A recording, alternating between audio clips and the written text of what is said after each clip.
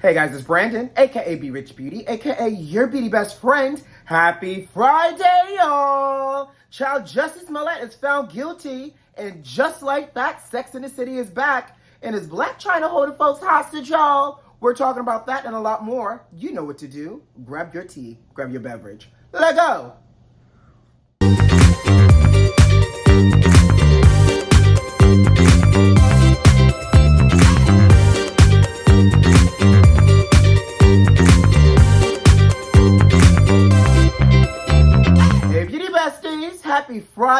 Happy Friday, and thank God it's Friday. Y'all, we have made it to the end of another week. It is December 10th. We are almost halfway through the month of December, and let me tell you, 2021 is almost gone, but I hope this week was good to you. How was your week? Do you have anything good planned for the weekend? I actually head to DMV, the DC area, tomorrow, Saturday, and I'll be there for a couple of days. My homegirl, Riley Knox. Shout out to Riley Knox. The number one Beyonce illusionist in the world is performing and returning to the stage after almost 19 months, y'all, on Tuesday, December 14th at City Winery. And so I'm going to support my girl and see the show. I've never seen Riley perform live and in person. I am having a fanboy moment, a fangirl moment, a Beyonce moment. I'm having it all happen all at once ahead of time. So y'all know, I'm going to try to take me some footage and videos and everything else so that way I can share this experience with you all when I see you all next week. Now, y'all ready to jump into these hot topics? Because, baby, the topics are frying hot today. What they say, beans don't fry in the kitchen. Beans don't burn in the kitchen. Grease don't something. Y'all, it's a theme song from the Jeffersons. Y'all know what I meant, but let's just jump into it because the grease is hot as fish grease. Okay? I think I might be hungry. Grab your tea, though. Let's talk. Where all my Popeye chicken fans at? Baby, did y'all know the last buffet, all-you-can-eat Popeye Louisiana-style buffet restaurant is about to close permanently? Well, the restaurant's going to still stay open, but the buffet portion is going to close down. I'm going to ask y'all a question, and keep it cute and keep it real. How many of y'all knew that Popeyes had a whole buffet going on in their restaurants? Because I was today years old when I learned that buffet-style Popeyes existed. I didn't even know a piece of heaven could exist on earth like this, and I don't even do buffets like that. But the idea, I am hungry. The idea of chicken, red beans and rice, and one of them Popeye biscuits being on a buffet, along with that spicy chicken thigh that you can keep going back for over and over again, just did something to my soul when I read it. But apparently the last location is closing down in Lafayette, Louisiana, which makes sense, you know, Popeyes is the Louisiana kitchen, right? But I did not know that you can go to the Popeyes, when you could have gone to the Popeyes, child, spent $10, and from 10 a.m. to 8 p.m. just sat up there and ate all the fried chicken until your arteries hardened. Did y'all know that? Well, apparently during the COVID, things shut down, especially buffets, because you know it wasn't sanitary to be eating open food all exposed to the air particles and the moisture particles and touching tongs from somebody else, right? So they closed it down, and now they decided to keep it shut down. How many of y'all are disappointed? How many of y'all even knew that this buffet existed? And how many of y'all are trying to now try to find another buffet to go to? I don't know. But let me know. I just feel like I had to share with all my Popeye family friends, because I will tell you, I don't eat fried chicken often, but if I had to choose between going to KFC, Popeyes, and Church's, I might go to Popeyes, because you know, Church's be hidden with the fried okra, but Popeyes got everything else. And you know, Popeye chicken doesn't seem as hormone injected, allegedly, as the Church's does. Because you know, you go to Church's, I am hungry. You go to Church's, and Church's thighs and wings be the size of a whole Thanksgiving Day turkey. But at least Popeye's chicken feels normal. All right, y'all, let's move on. Take us to the king. I'm going to tell y'all something. I was rooting, in the words of Tyra Banks, we were rooting for you, Jussie. We were all rooting for you. At least I was. Lord, y'all, Jussie Smollett was found guilty on 5 out of the 6 charges that he was on trial for. Because you know he was on trial for allegedly lying about this attack, this gay attack on him that was orchestrated by these Nigerian brothers, who would then turn into being a little bit of a love triangle between him and one of the brothers and everything else. Well, again, like I said, he was found guilty. Now, my thing is, they're saying that the prison sentence come up to 3 years in jail, but they're saying that he probably will get probation. If the boy who cried Rittenhouse and murder can get off and be doing podcasts, y'all go ahead and just slap Jussie on the wrist. And I don't condone lying, y'all, but just go ahead and slap Jussie on the wrist and give him some probation and everything else, because we know there's other people walking around out here in these streets free that have done worse crimes than lie about an alleged attack that they paid for to happen to them. Now, I'm still confused though, because I need to know these few things. One, Jussie, was this a real lover's quarrel that just got real messy because then Bola wanted more and you didn't want more, and he wanted to be on the payroll and you didn't want to put him on the payroll, so therefore he threw you up under the bus when people started suspecting that this wasn't real? I need to know. Is there photographic evidence of y'all all hugged up and everything else? We need to know. But most importantly, honey, outside of this murky puddle of water on a New York City hot summer day in the middle of downtown rush hour traffic, is, do y'all think Jussie's career is going to be impacted? Are people going to call him less now? Is this, because you know he just is about to release the movie that he was the executive producer for, B-Boy Blues, which I can't wait to see, him and Samson McCormick.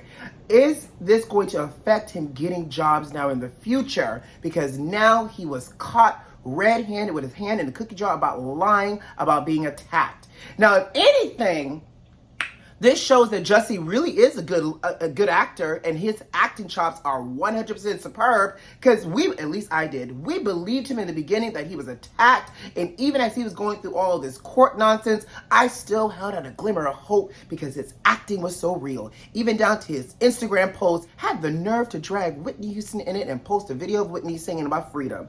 Lord, Whitney didn't do anything to deserve that, Jussie, but I digress.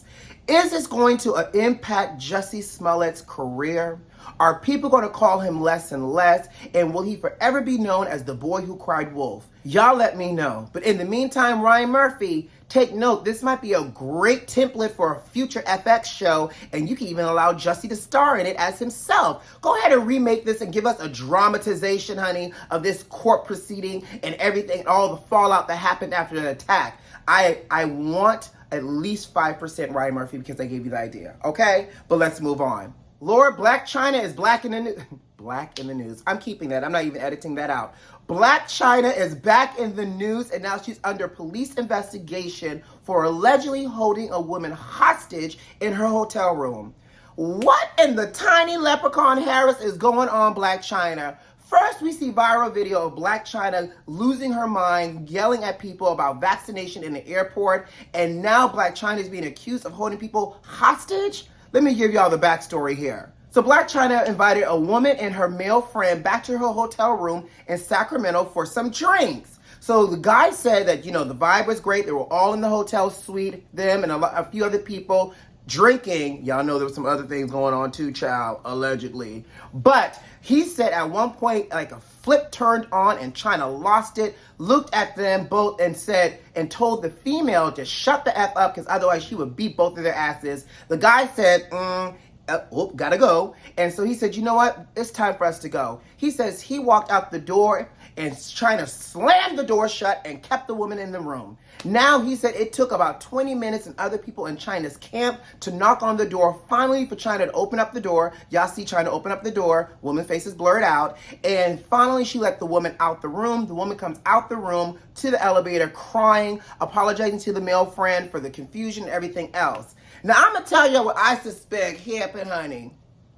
Because in the words of Rick James, cocaine is a hell of a drug. They were all drinking and doing all types of party favors probably, and things probably started to get a little saucy up in there, and the guy was like, I ain't down with it.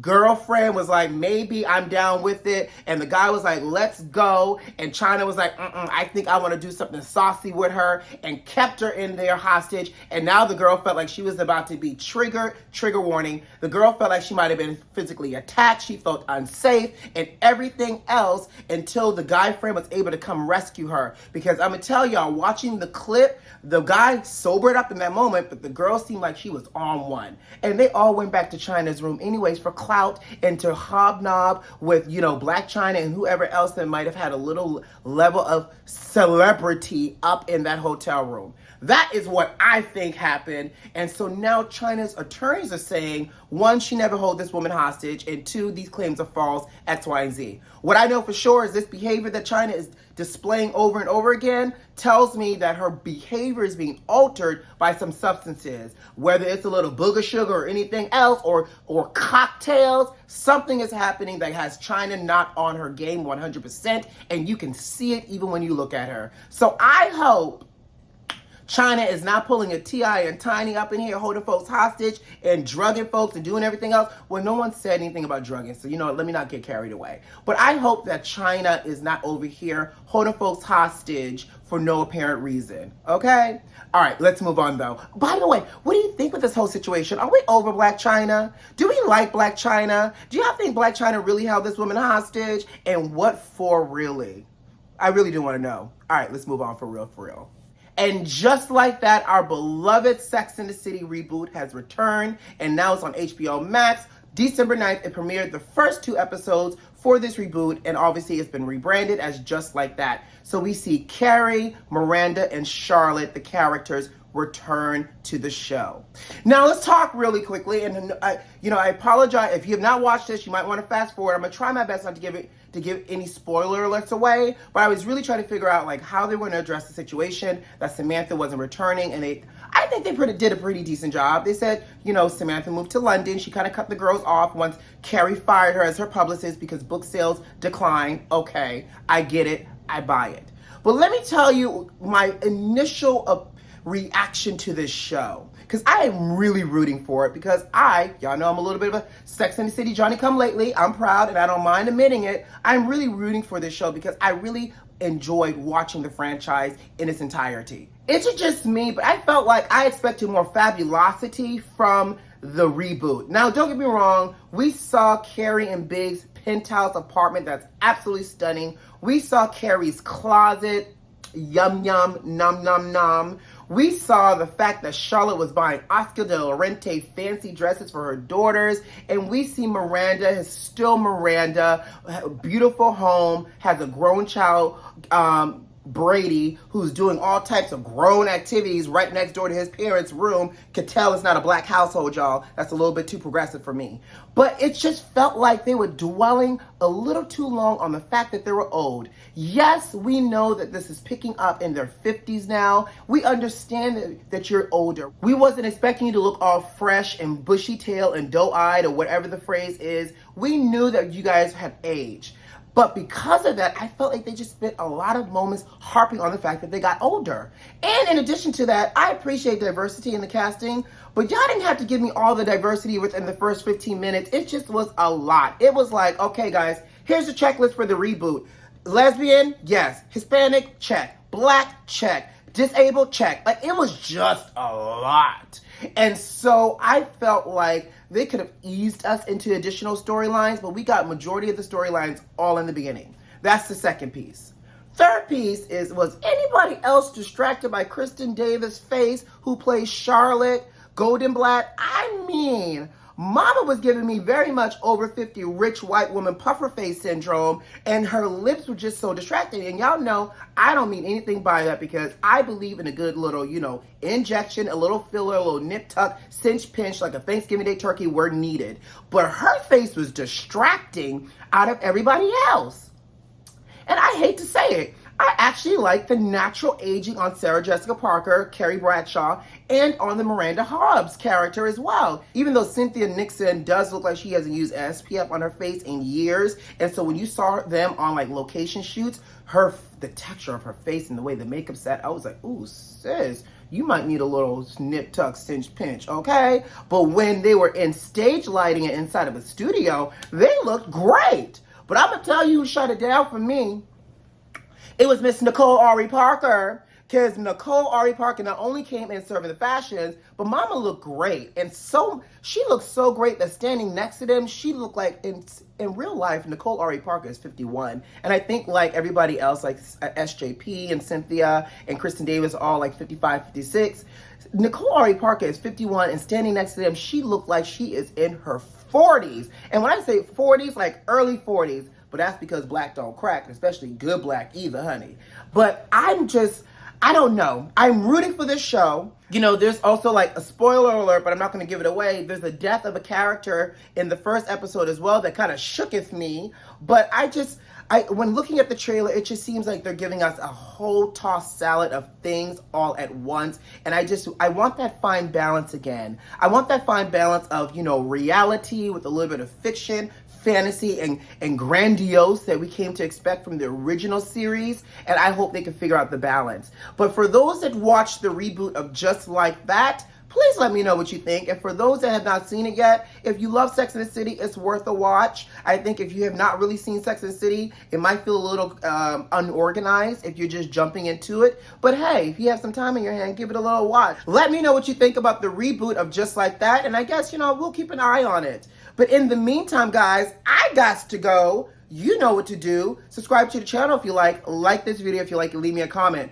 Most importantly, check the notifications and make sure they are turned on. Who loves you? I do. Have a great weekend. I'll see you on Monday. Bye, guys.